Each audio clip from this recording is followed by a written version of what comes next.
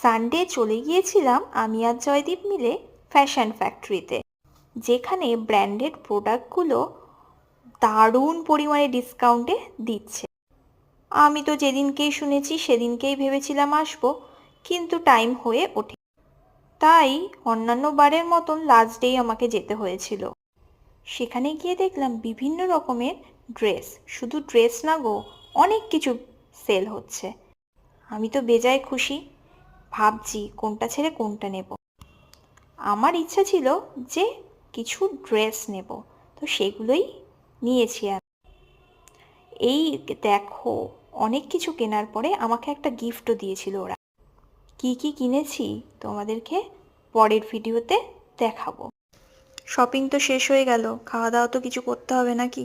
তো চলো বাড়িতে যাওয়া যাক। দেখা হচ্ছে আবার নেক্সট ভিডিওতে। বাই।